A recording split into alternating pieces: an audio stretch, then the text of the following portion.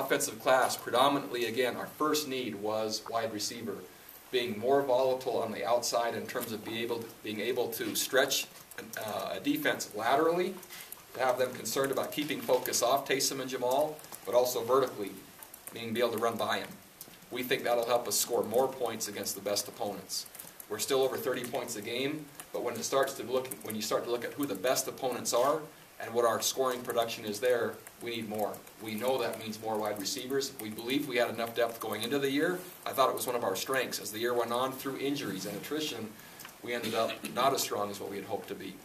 The first 4 players, as you look at them, are all wide receivers, 2 of which are 2 of the best junior college players in the country at wide receiver, very highly recruited. A third is a transfer that will graduate in engineering from UTEP, and will have 1 year left to play. So we have experience and depth, adding 3 wide receivers and a high school player in Trey Dye, son of former player James Dye. So the top row are wide receivers. The first of the second row is a tight end, which we know we need tight ends that can not only block but catch the football well. And then we have 3 offensive linemen, including a center, in our class. If you switch to the defensive side, what you'll see is, again, needs being met exactly.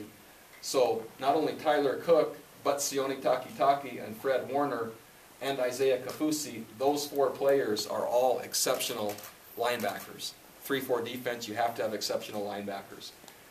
And just as I got the approval, we've been battling head-to-head with a young man that had committed to Stanford, who today chose BYU, and his first name is Uriah. And as you watch him, even though we couldn't put him on, he just made his announcement, and from Compton High School, and a fantastic player, another linebacker, an outside backer who's very, very skilled. Kavika Fanua at safety, Michael Shelton at corner, so a couple secondary needs with Isaiah Kafusi being able to play outside linebacker like Brian Keel, but possibly being able to run well enough to maybe even play safety. So we love the athleticism there, and very similar to what Brian Keel did for us at BYU. The bottom row, as you look at those guys, size. Starting with Isaiah Kafusi, outside linebacker, more of a will body type, fantastic edge rusher, brother of one of our current players, Kaimana Nakua.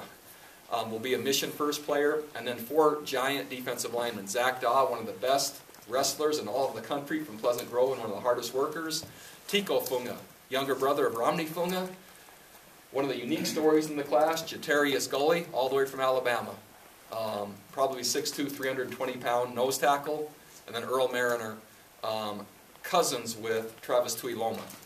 And so we've added size up front, we've added fierce athleticism at linebacker, and we've added enough secondary players to help us be good again on defense.